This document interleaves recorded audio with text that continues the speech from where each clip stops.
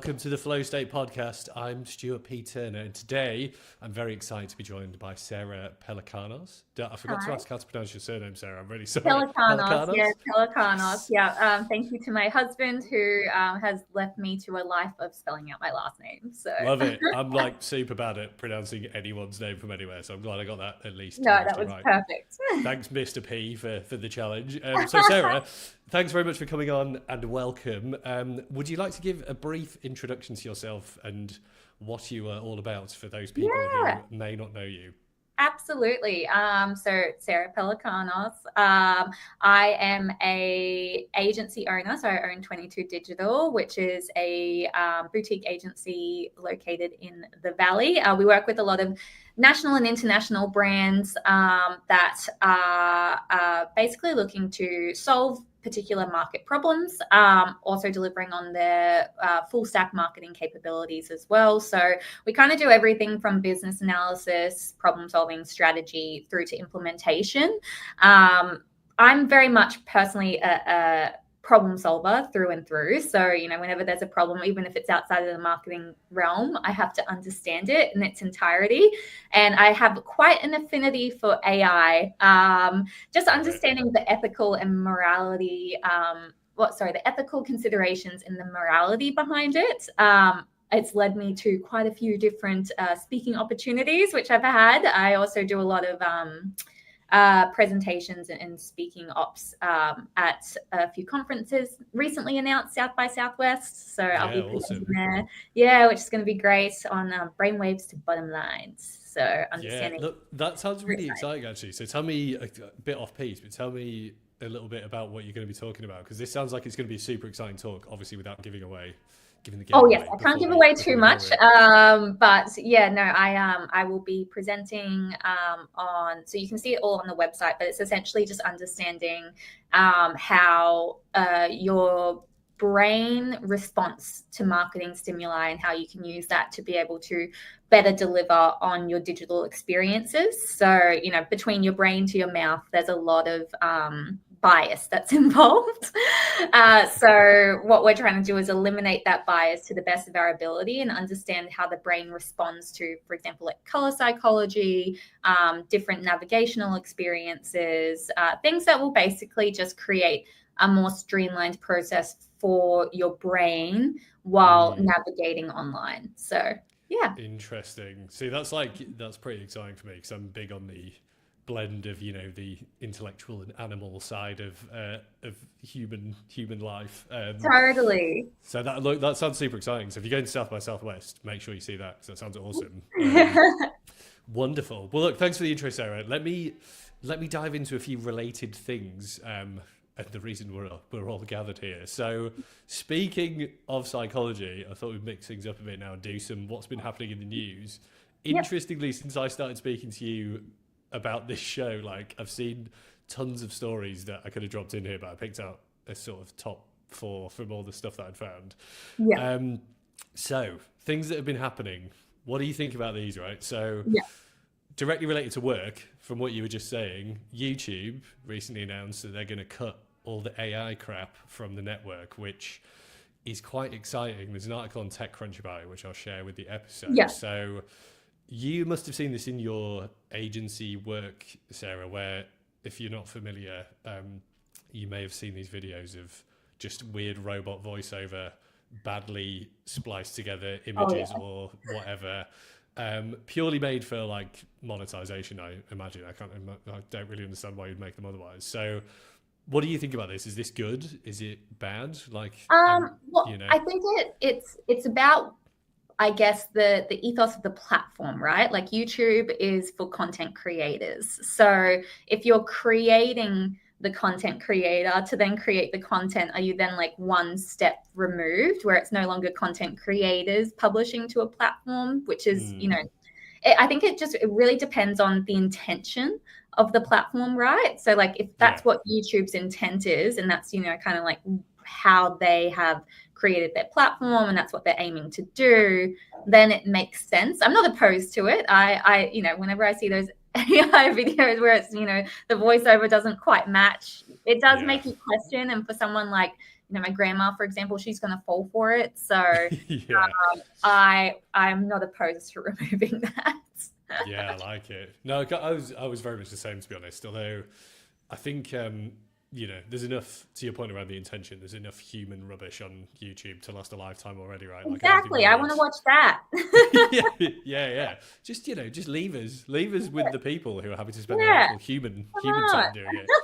Yeah, no, like I think it makes sense. Like I think my only other kind of thought around it was very practically, like I'm sure you're the same. If you're running like ads or trying to promote stuff across YouTube, like the less garbage in the inventory theoretically the better. But totally. And like if you are running ads, it's dependent on the like topics around the particular content, right? So if they're then creating content that's not really that valuable or things like, and then you have ad placement there, you then as a marketer have to consider, do I want to show up against content like that? And I don't think, and I may be wrong on this because one step removed being a business owner, is like, is there the ability to not show up against AI generated videos and things like that? I don't believe so.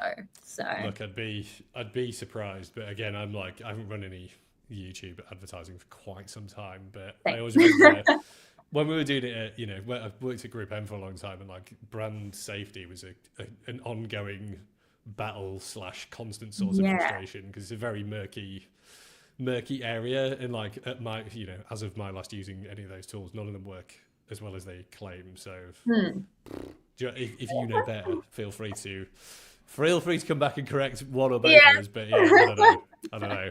I think the cynical side of me says that I'm sure Google will say that they can do it, but I doubt they can. I doubt that's my summary. All right. Well, look, I think that's good. Less garbage is typically better. So I feel like we're on the same page on that front. I've dropped the article if you want to read that. Moving on to a related piece of news: possible dead internet incoming. Browser wars 2.0 or maybe 3.0. So if you haven't seen, Anthropic, I think it is, OpenAI have just announced, or they've teased / announced that they're thinking of launching a browser. Perplexity, I think, are going to launch a browser as well. I'd be very surprised if everyone else who's running a big AI model is not thinking the same things. What does this mean for our browsing of the internet, Sarah? And specifically, does it mean that SEO might really be dead for real this time? That's such a complex topic, right? Is the whole is SEO dead, and the whole zero-click search and that whole environment. Look, I don't think SEO can ever truly be dead, because when it changes, right? When LLMs or these new, AI generated search engines or search browsers, whatever it is, when they're referring to content, it's based off of the prompts that are put in, of course, but then the prompts have to be in relation to what it's searching for, and then the probability that's going to show up, blah, blah, blah, all that stuff. I won't bore everyone with the details, but in that regard, I think SEO is actually more critical than ever, because if we're thinking historically, current on Google, at the moment, you're working really hard to show up on first page results or in Gemini's AI generated results at the moment. You're doing your best in search to be able to be relevant to these very particular prompts. And then when it's going to be, say, a browser that's run by OpenAI or Anthropic or whoever, you're then the list becomes so much smaller, right? They only put forward 1, 2, 3 maybe brands. So I think it's, from a search perspective, it's making sure that you're really, really, really specific, and you're going to have to be really understanding your core audience. But then also I think that there's a shift towards having that direct to consumer relationship as well. So brands are going to have to really focus on connecting with their users outside of search engines too. So I think it's SEO cannot die, because it needs a database to be able to pull from, and when I'm thinking of search, I'm thinking of, having really strong websites that are really relevant, having different information sources going out there. So it's pulling your relevant content based off of various prompts, things like that. So you're kind of having to work with the user and also with the LLMs. So I think it's just changing rather than dying. Interesting. Well, that's reassuring, as my original background was pretty heavy in SEO, so obviously I'm still a fan. I don't really do it anymore, but it'd be sad. It would be sad if it did go. I don't think it's possible because it has to pull from various databases, right? And a lot of that has to do with websites. And I responded to something on LinkedIn a little bit ago about there was the whole zero-click search side of things. And I'm like, but they have to be able to pull from somewhere, and your website has to host that information or, potentially journal articles or contribution to content externally. And that is, when we're looking at, say, ChatGPT, the most universal one that everyone knows, right? Or Gemini, because maybe that's Google relevant. So maybe let's stick to either one of those. When they're looking at content to put forward to you, they want to make sure it's as reliable as possible. I mean, you would hope, right? That's the dream, right? That's the dream. So when we're looking at that, you need things like really solid websites, but you also need really valuable content going out that's ideally not generated by ChatGPT, but stuff that has rapport behind it, like a doctor, like someone who created the content has a doctorate or has some form of accreditation behind them. It's content that is unique. It's content that isn't based off of probability. It's that side of things, because it needs to be able to pull from that. Otherwise, it's just going to absorb itself, and we're just going to be in this mass sea of generated content that is ever so slightly different each time, until it eventually just gets absorbed. Interesting. Yeah. Look, I mean, I think there's a few interesting points that you raised there, and going in reverse order, I agree with you. I think that the challenge around this whole shift, I guess, is exactly the one you raised, right? There's the two sides of what's the output or the outcome going to be, and how much is human behavior really going to change around that new way of browsing? Because if you wind back to into what's now the olden days of the internet, when Google first launched, their whole vision was to be effectively like an index for the internet. Like, you go into a library back in the olden days before computers. Your decimal system. Woo! Yeah, exactly. Remember those all those little cards and stuff. It's like that was a fairly altruistic and useful endeavor where they started. Yeah. But then to your point, 20 or 30 maybe at this point. I need to check the dates, but an alarming amount of time later, which is where we are now, we've now got Google essentially not just being the reference library, but telling us which books are most important, advertising on their own books, also not even bothering to tell you about the books. They're telling you about something else now.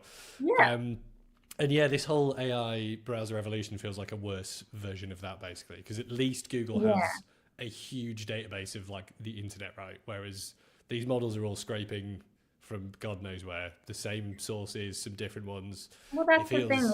You want to be aware of what's available, and then you make your selection based off of that. But human nature is very much, and I think we spoke on this last time we had a conversation, is path of least resistance. So if you're, as a human, if I have a question and you're going to give me the answer straight away and it sounds right, I'm probably going to take it, regardless of AI. Reveal the secrets of my entire career to this day, Sarah.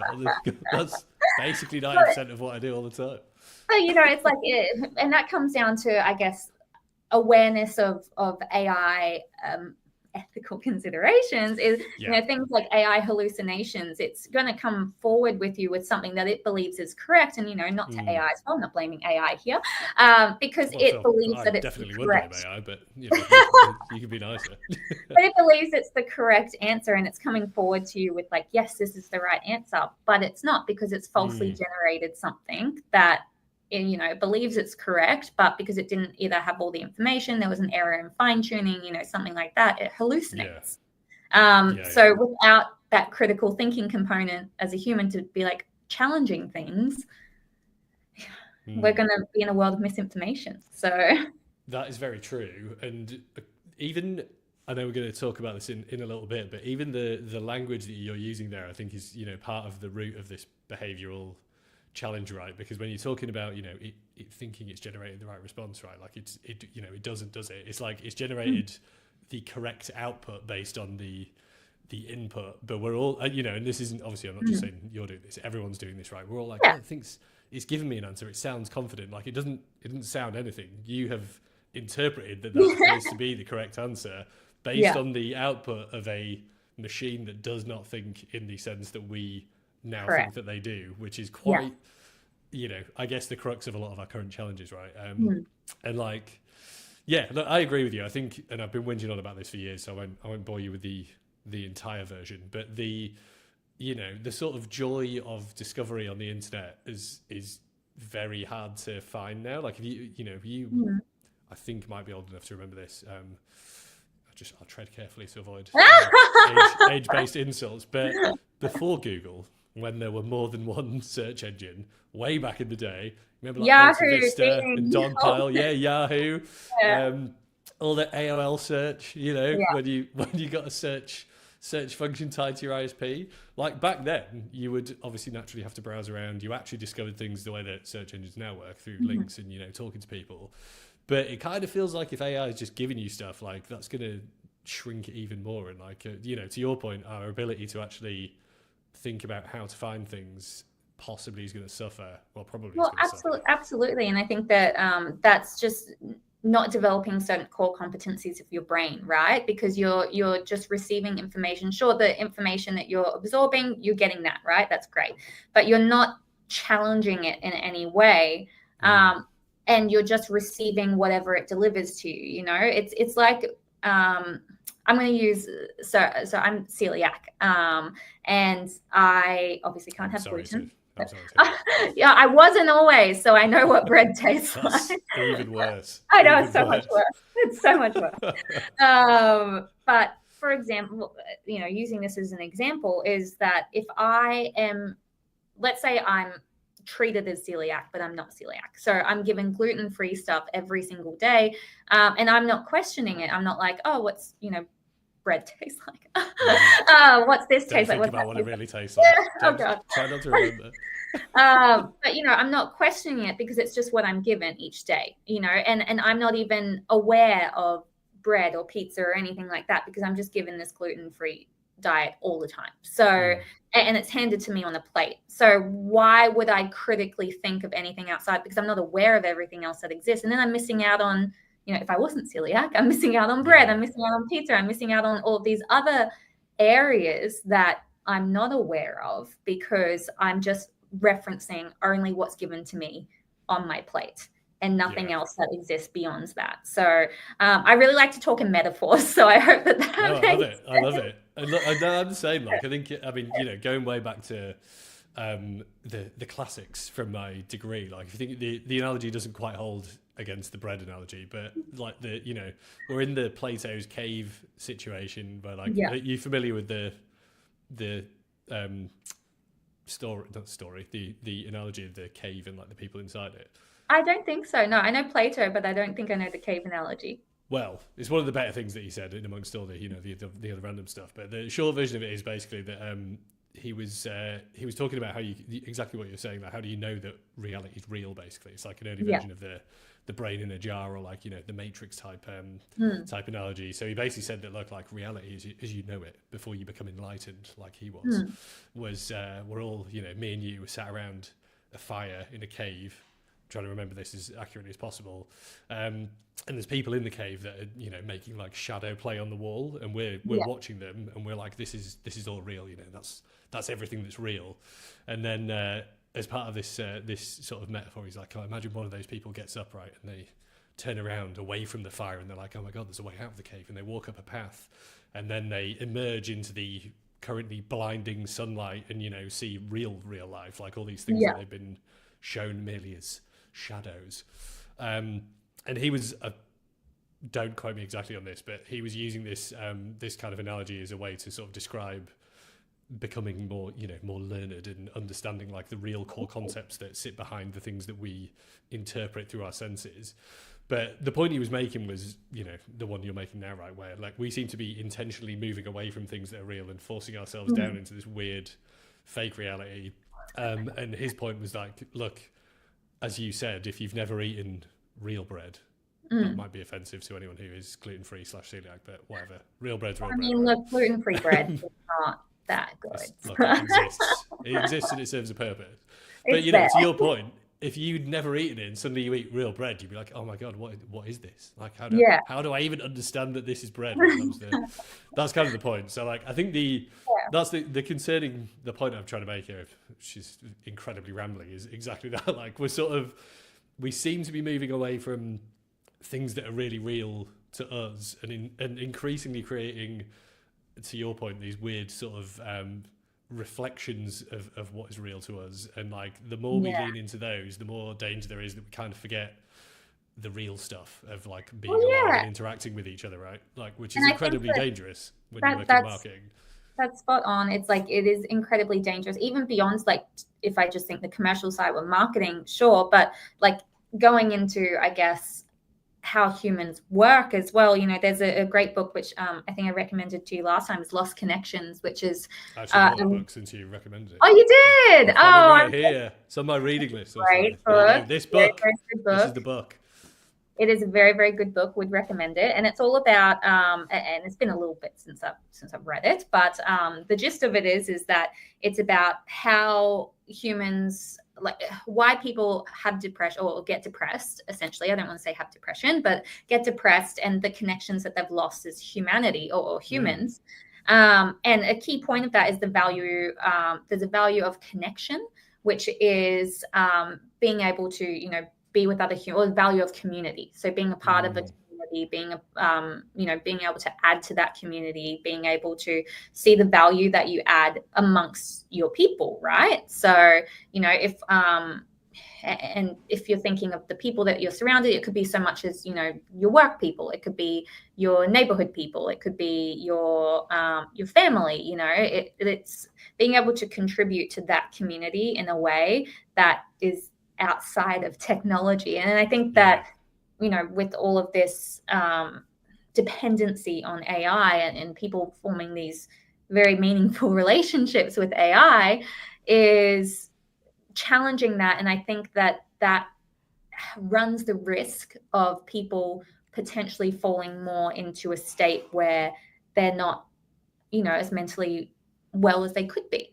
So and it's a scary place. Yeah, look, totally. And, leading nicely on to my next fun, well, maybe it's not fun. The next, I'll say thought-provoking piece of news from this week was exactly as you just said, Sarah, reading that people are not only, I mean, we know people are in relationships with AI already. That's been happening for a while, I think. I mean, even since we did the first series. But people are now actually marrying their AI partners, apparently, which is pretty... I won't say crazy. That would probably be very offensive. I think it's quite not legally binding. Is it legally binding? I don't know if it legally could be, because I don't know that an AI instance or whatever you would describe a conversation, I guess, would. Yeah. It's not like an entity, is it? Right. It can't own assets or anything like that. Like, so if the person was to, touch wood, pass or anything like that, the AI wouldn't then absorb their life, like as in their entities, their assets, their finances. Own stuff, right? Sure. Yeah. Crazy. I mean, look, tell me what you think about this, because following what you were just saying, this, as we were saying before, I'm of two minds about this. Positive takeaway, I think, is like, we're all grown-ups, just live and let live. If people want to marry... People have been marrying weird stuff for years, right? Like, there's, I know they quote in the article there was a lady who married the Berlin Wall.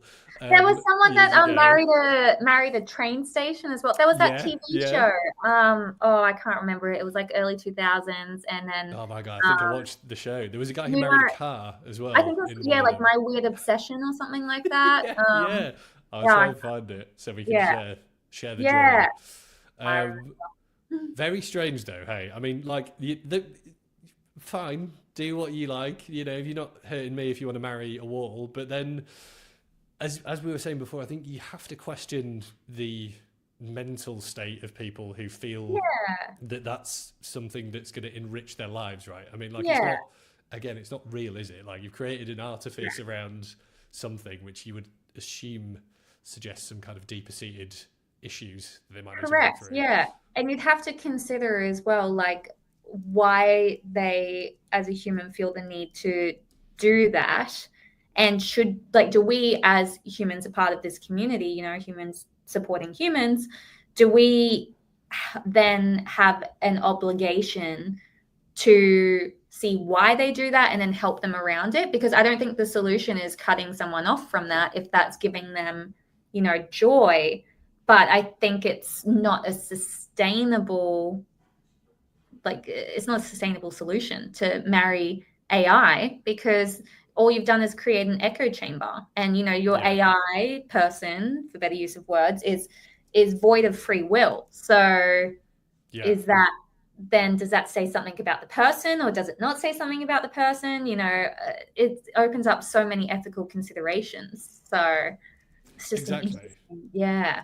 And look, I mean, there's two films that I think essentially explain exactly what's going to happen here, which if you haven't seen them, you should watch both because they're awesome. One is Her with Joaquin Phoenix in, which Yes, is amazing.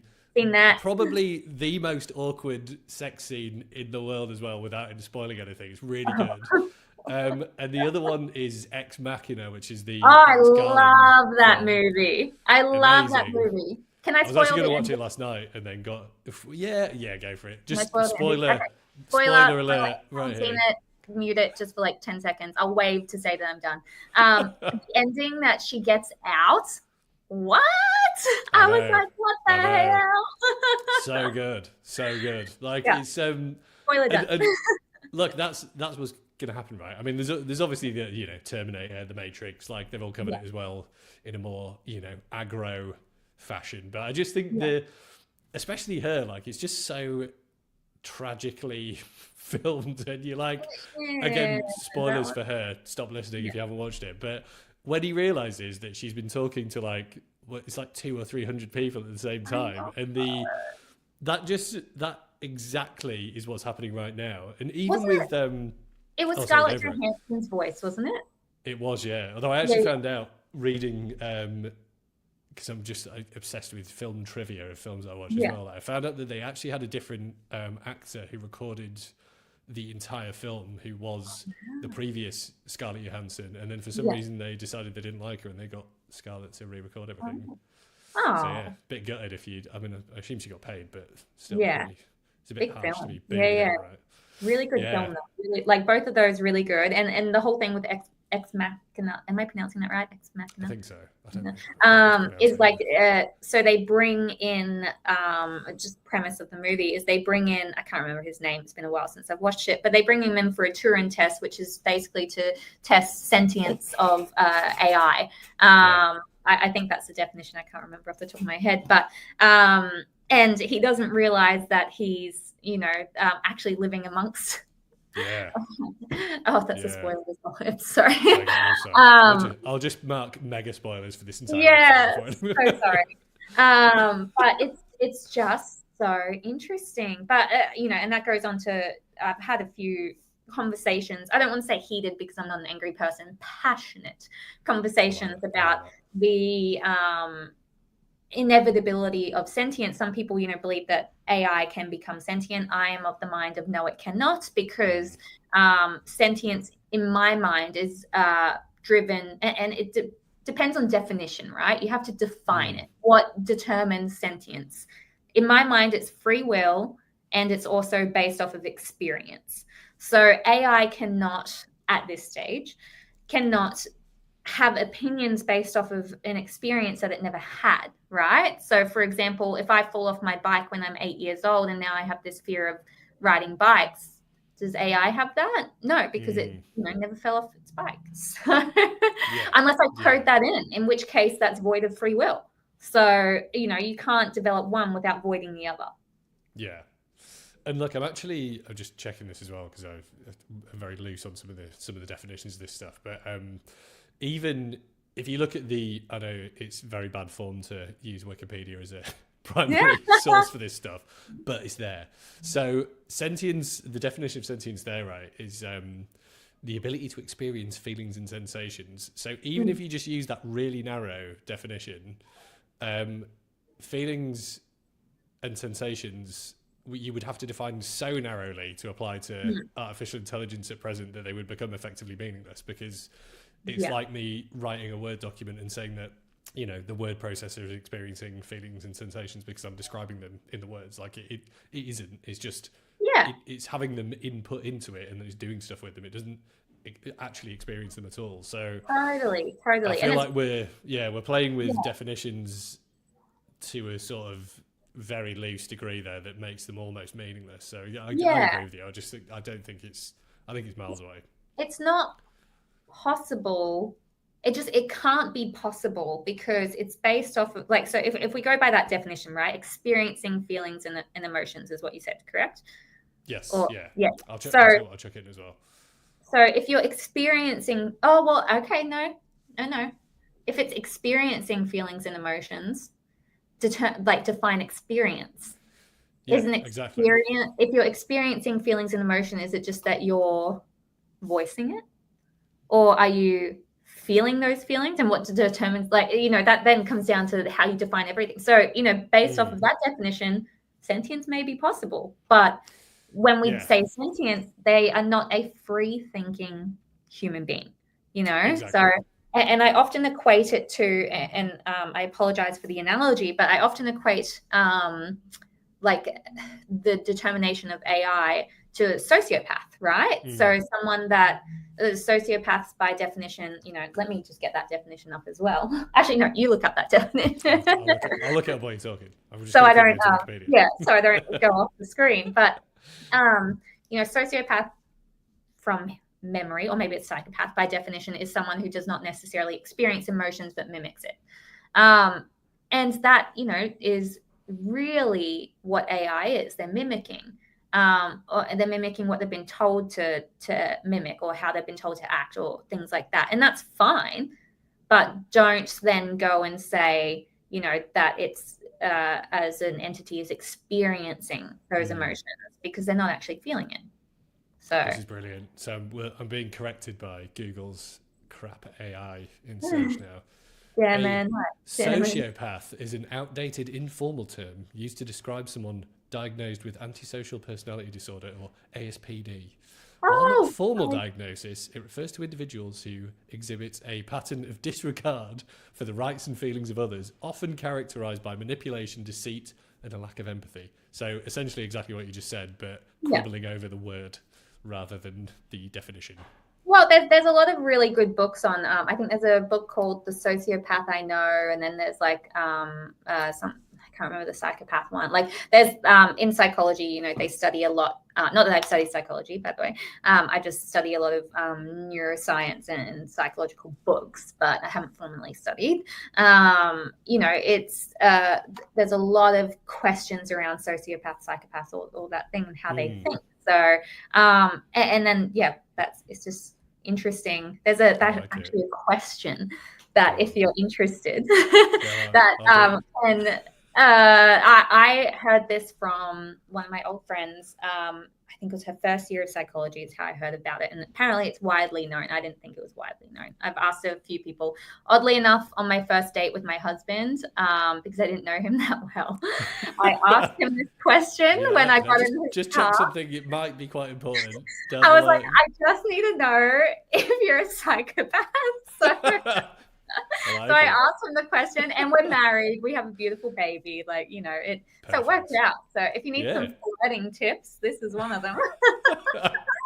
So let me ask you this question. And I apologize to any people who have heard this before. If I butcher it, I'm going to do it my best. This is recalling over a decade ago. So I will do my absolute best. But the idea is that if you can answer this in the way it's intended that you could have like the tendency of a psychopath or something like that. So if you get it right, I'm just going to hang up the phone and all right, so let's try. Now, I've only ever known one person to get it right. Oh my God. So, right. So if I get it right, I am a psychopath, or if I think it's you can think like one. Doesn't necessarily mean that you are one, but it means that you could channel that part of your brain, right? Interesting. Yeah, I got it horrifically wrong, so which makes sense. So I live my life with sunshine colored glasses on. So fair enough. Fair enough. Right, ready for the question? I'm ready. Okay. So, and I'm really trying not to butcher it. So there are two sisters, and they're very close, love each other very much. All that, they have a very close family, very much close knit, do everything together. Blah blah blah. Fast forward, their mum passes, very sad. So they go to the funeral. They're both very upset, very distraught. They loved their mother so much. They're all so close. And one of the sisters at the funeral, so she's been single for a very long time, and she meets this guy, amazing, right? And he's the love of her life. Like they just hit it off straight away. They're in love. She's just swept off her feet. He's saying all the right things. He's, romantic. He's handsome. He's all of these things, and he's brilliant. And she's just like, this is the guy I'm going to marry. However, she didn't get his name. But okay. at the funeral that they met at the funeral, yeah, at the funeral. She didn't get his name, and so she's just, she's devastated. Obviously, didn't get his name, doesn't know how to reach him, and then 2 weeks later, her sister dies. Why did her sister die? Oh my God! I mean, are the two related? Was it interesting? Well, I mean, there's so many different ways you could interpret that, though. I mean, maybe the two are... Sorry, I think I butchered it. She killed her sister. Hold on. Yeah. Oh, she killed her sister? Yeah. Sorry. Interesting. All right. I feel like my response would be the same, though. I mean, was one anything to do with the other? Or was, I don't know. My imagination's going wild with reasons why she could kill her sister. Why do you think... What is your feeling of why you think she killed her sister? And they got on super well before, right? You were saying they were, super close, right? Well, I mean, look, the detective in me would say I have no idea. We'd need to sort of, start to dissect their relationship and their history and understand maybe there was some sort of secret hidden animosity and like they didn't get on as well as they thought. The more sort of, I suppose, drama loving side of me would suggest that maybe they both love the guy. Who knew? Maybe he spoke to both of them. Maybe the other sister imagined the guy to deal with the trauma of losing her mum. Like, I don't know. I could write many books just from this starting point. I don't know. Does this mean that I could be a psychopath, or am I just... Well, no, you're completely off on the answer, which is great. So I will stay on this conversation now. Not like, oh yeah, I would have killed her as well. Would that have made me a psychopath? If I was like, yeah, she sounds like a no. So the answer is that she killed her sister because it was a family funeral and she wanted to see the guy again, and so she knew that she would see him again if another family member died. Brilliant. Right? I hadn't thought of that, but maybe I would have eventually. My brain would never have thought of that. It would never in a million years have thought of that. So that's such an almost, sort of autistic level of reasoning, just so literal. It makes sense, but like I just couldn't comprehend it. I couldn't think of it. So interesting. Surely just ring someone and ask him who the guy was. Yeah, who was on the guest list. Yeah. Be like, look, I was sad that my mum had died, but who was that guy? It was that real handsome guy that I was talking to. Do you remember? Wow. Well, that's reassuring. I'm glad that I'm not, sort of too inclined that way. And to anyone that knows that question, I'm so sorry if I ruined it. I, as in, didn't say it correctly. I'm pretty sure I didn't, but I got the gist of it. And that's I enjoyed it. Right, yeah. Correct or otherwise. I love it. Yeah. Well, you've given me a lot to think on, Sarah, there. I'll take that away. I'll take that away from today. Look, I mean, I guess rounding off, I feel like we could talk about the relationship and the personal implications of of people getting into deep relationships with not other people quite endlessly. But I think yeah, look, let's pick that one back up. Amazing. Yeah, I'll keep following developments. I'm gonna share that there's a Guardian story about these people. I actually found that series as well. It was called My Strange Addiction. That's it. It was My Strange Addiction. Yeah, 2010 to 2011. It was on. Yeah, and I remember it was the guy with the pool toys as well. Yeah. I remember that one. The car. He loved his car. Without getting too off topic, it's just got the titles. I'm pretty sure. One episode was Eats Cat Food, Smells Mothballs. That was no. Urine Drinker. That was another one. Oh. In Love with Balloons. I remember that one. I remember that one. This was such a good show. It was so interesting. It was so interesting. Anyone that didn't get to witness like the beauty of 2010, like earlier 2000 TV. It went for ages. They did another season in 2015 apparently. So good. So good. Yeah, that was quite Eats Bricks. That was another good one. There was one that eats mattresses. I remember that one. Yeah. Grandma Lover. That's one of the other. Jesus. Well, we all love our grandmas, so maybe not. Maybe not the way that those people love their grandmas. I think feels like there's some significant differences in the loving being applied there. Anyway, getting back on top. We'll pick that back up in another episode. Strange Obsessions.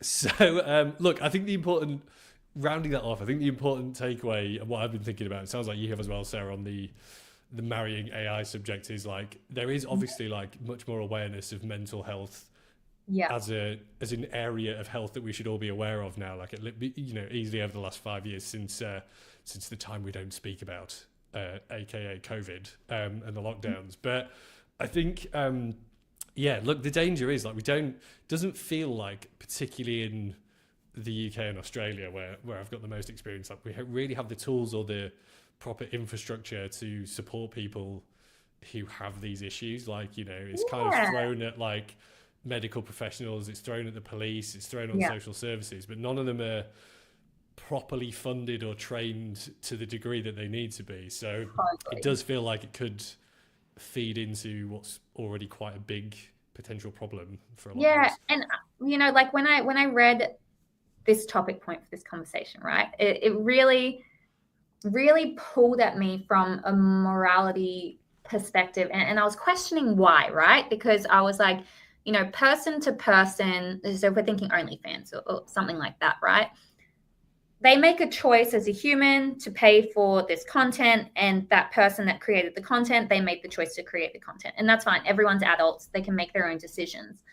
And so I was like, why do I not feel the same way about that I do about someone having, AI generated partner? And I think it came down to free will.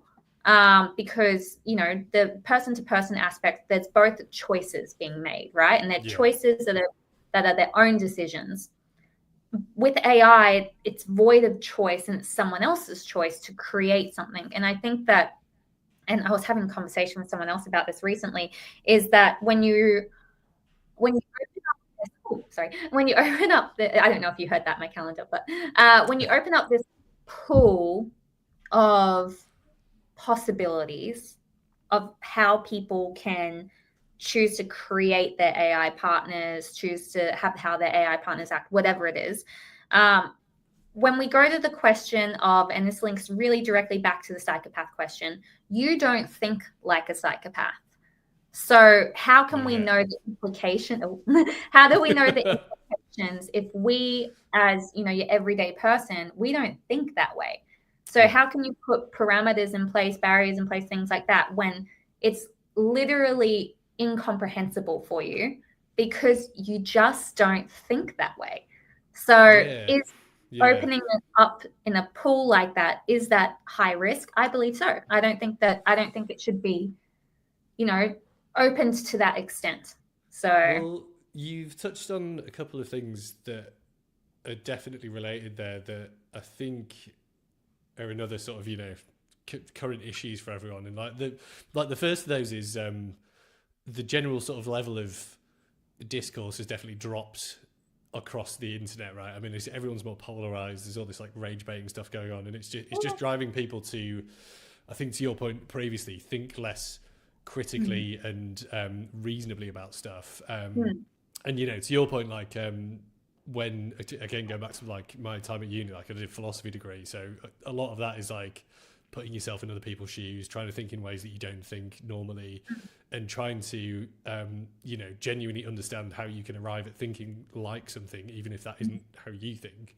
And that's fine. Everyone should, you know, should be able to do that. Like, you know, to your point, you don't have to be a psychopath to understand how they think, and to some degree to understand the way that they operate. Like, and it doesn't make you want to think like that, because everybody, you know, everybody has, even, you know, emergent dark thoughts about stuff is like a common feature of, like, you know, depression and stuff. If that starts to get on top of you, it's often a sign that you're, you know, you're not sort of mentally balanced. So I think that's a challenge, and people seem very unwilling at the moment to step into other people's shoes, right? Like, you know, I mean, you look at, without getting into any political stuff, like the level of political discourse in the US between, you know, the Democrats and the, you know, the Republicans, where you're just like, it's enough just for someone to say that they're from the opposing way of thinking, that people are like, oh, some kind of, you know, degenerate moron, and you're like, that's not really, it's not a helpful way to engage with each other, is it? Like, it doesn't help us come together.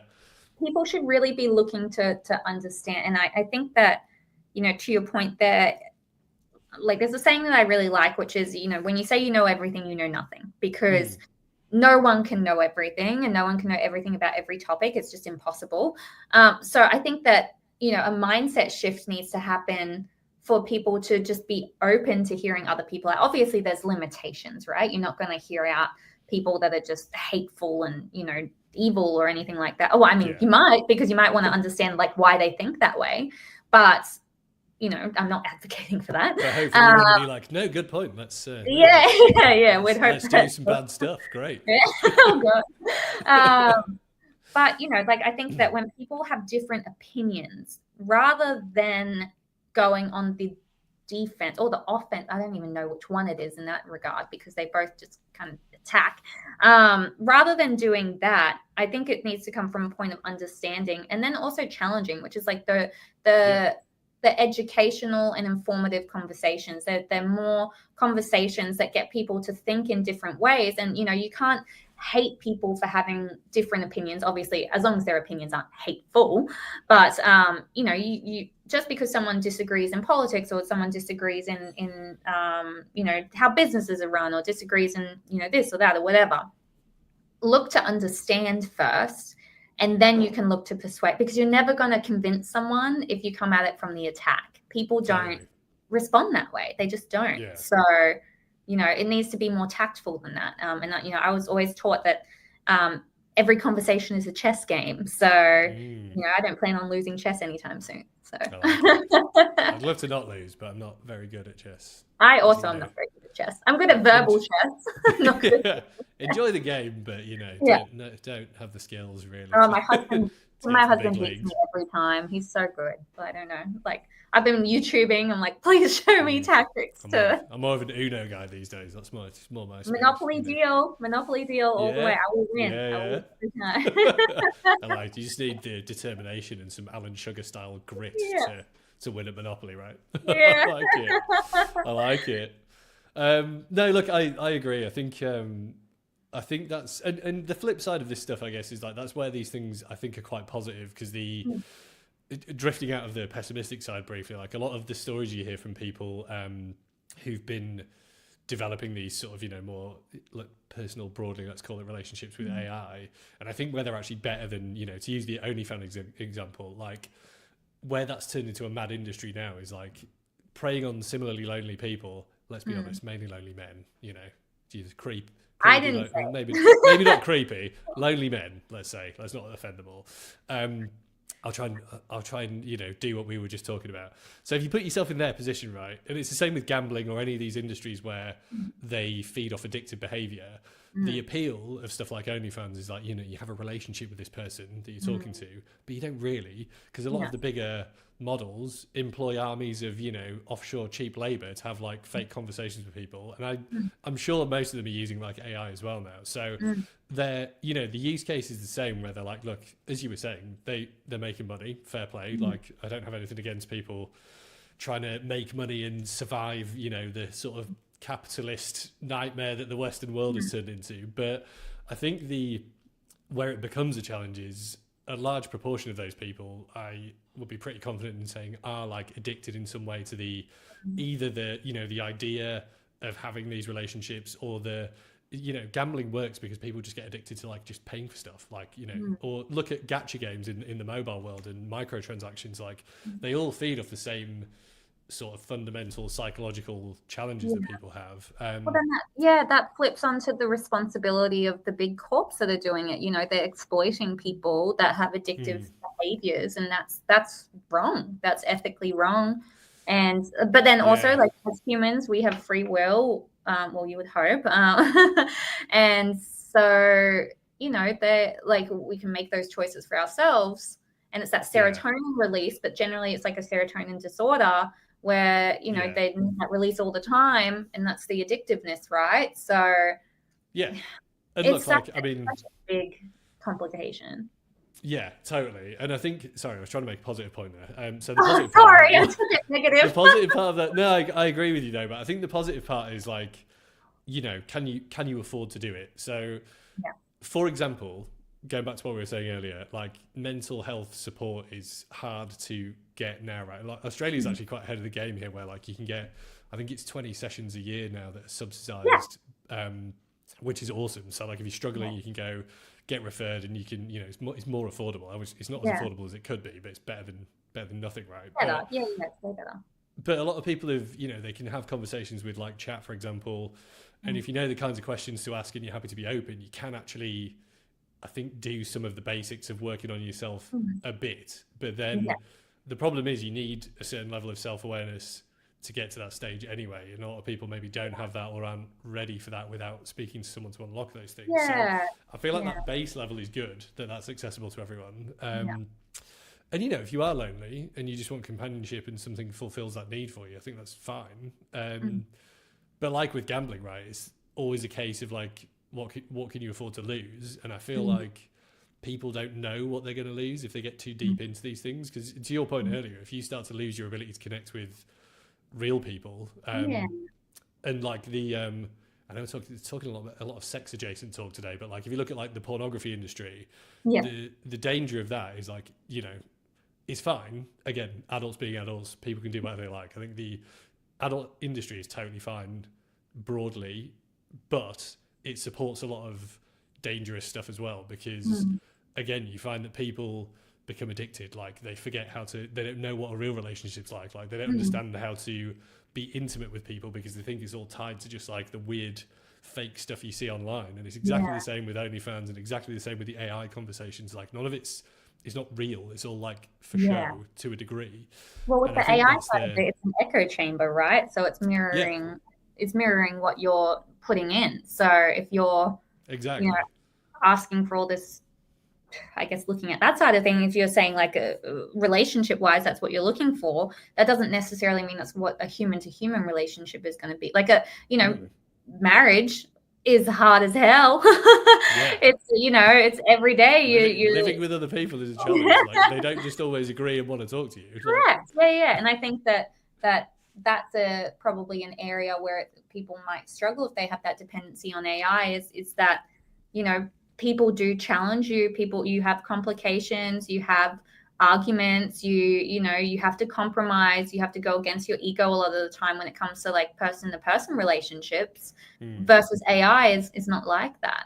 So yeah, exactly. And look, I mean you've characterized that much more concisely and eloquently than I did. I think that's exactly the issue, is like if you always get exactly what you want, you don't necessarily understand what you need, and you're not going to really grow as a person, right? Because you just, you know, you like the sort of name an experiment, Pavlov's dog, right, where like the bell rings and you get a little biscuit, and like that's, you know, that's your life essentially.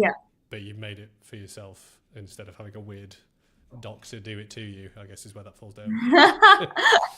But yeah, no, that's so spot on. Is like you can't always get what you want. Much like the song, you can't always get what you want. As the Rolling Stones famously told us many years ago. But you literally can't, because otherwise there will be a world of brats. Imagine then having to go into a workplace and then not getting what you want, and then someone's just like, well, no, you can't do that, and then someone's going to be like, well, I don't understand why, and it's not even going to be their fault, really, as to why I quit, I'm done.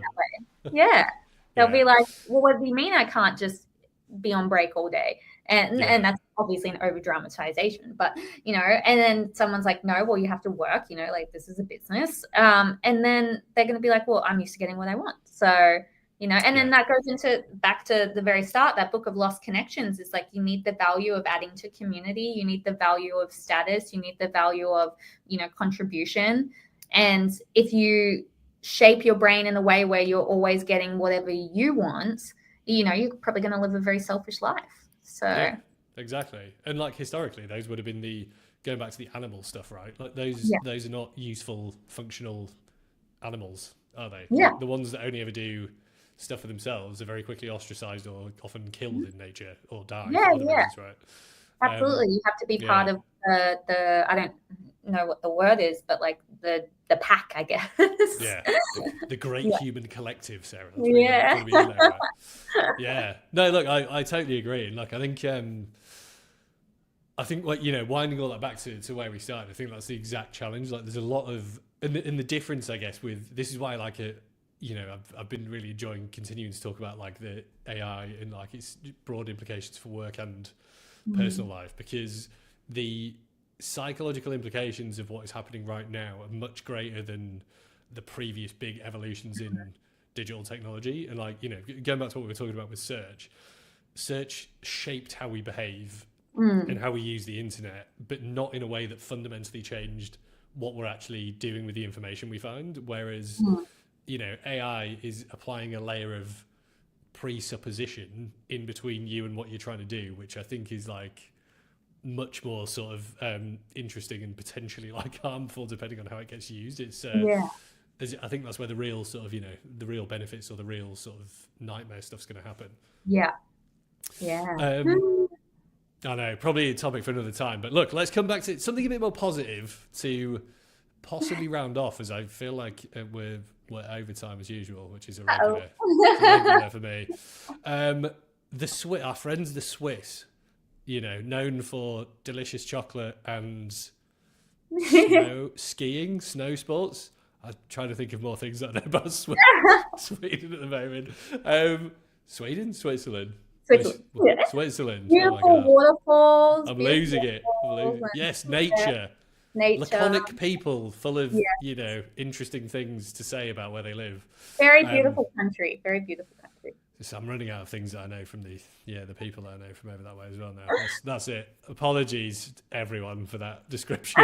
But what's coming out of Zurich? Some cool stuff. So our friends over there have been building what they describe as an ethical AI model for the people. So this sounds pretty cool on paper, and if anyone can do it, I feel like they can. Well, that's where the saying comes from. I'm Switzerland, so exactly. A neutral, broad-minded people, you would hope, in this area. So this is really interesting because they've basically been developing an LLM that is open source, obviously. It's been designed with a sort of broad society-oriented data set, and what they're hoping to do with it is, I think, effectively, release it into the world as a resource that we can all use to do, not the stuff that everyone else in AI is doing, which is essentially hoard data and try and sell it back to everyone at an alarming rate. What are your thoughts on this versus how AI is currently being developed, Sarah? And like, I think if you need something a bit more specific, because this is more aligned with where I was hoping AI was going to go. It's multilingual, it's inclusive, it's scaled, responsible data practices are one of the big headlines. Public access, reuse, they're just giving it to people. I think very similar to Wikipedia, right? Yeah, this is probably where it should have started, right? Yeah. Like, this is what should have been launched first, in my Rather opinion. than with the, lizard people in Silicon Valley, you mean? And look, I So understand the release of things like ChatGPT was the first one, right? That was like widely accessed in the public. And there have been many implications for it, and I don't blame the developers or anything like that, because I think that it's rapidly evolving. And to my point earlier, you can't think like a psychopath, so how can you determine what parameters should be in place? Obviously, I don't know if some of the developers are psychopaths, so I can't say that. Could be. I'm not. Yeah, each their own.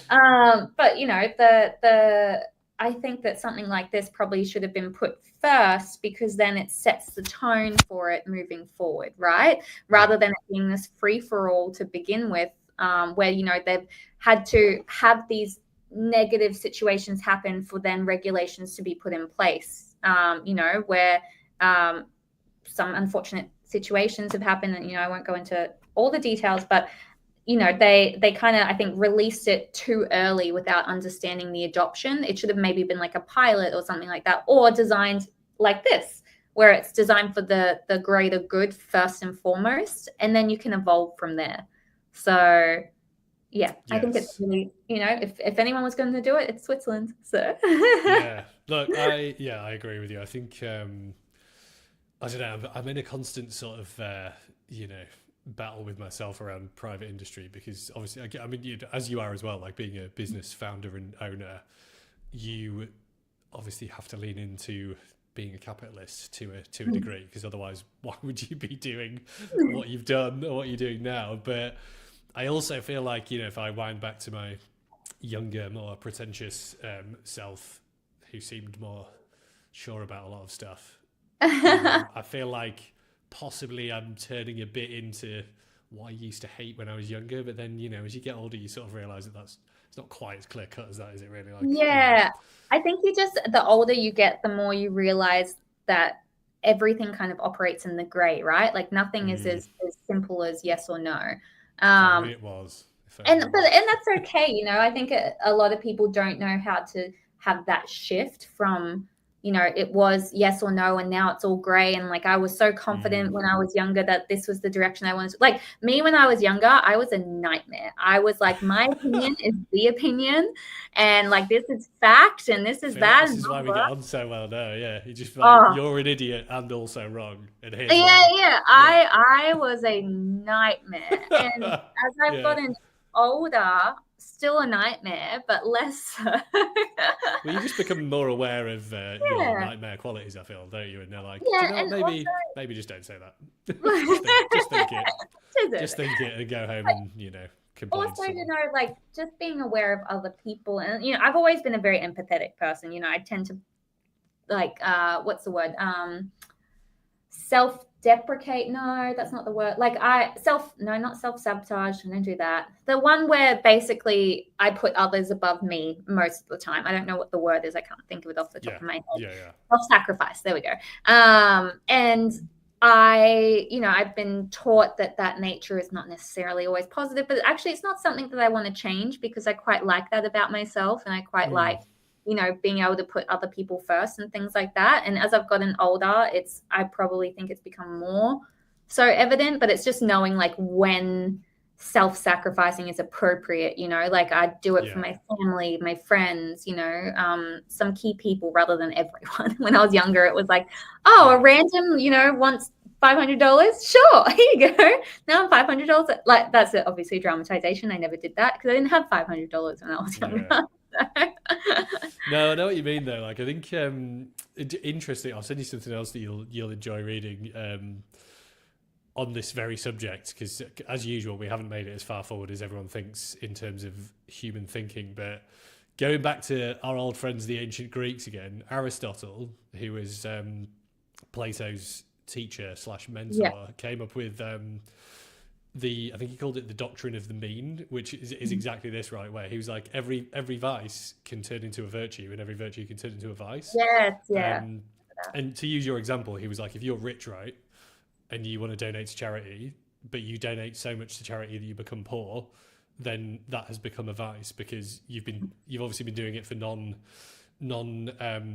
self-supporting reasons, is the simplest way to think about it. And he's like, you've obviously been donating because you want people to think you're great and like whatever, or you're an idiot because you don't realize if you give away all your money that you're going to be poor and now you can't help anyone. So he's like, that's vice-like because of the incorrect intention. Whereas he was like, you can also be, you know, be selfless, but you need to be selfless and also look after yourself, essentially, because if if you become a poor fool, you're then a burden on society and all the other stuff. So like he listed, I think it was 10.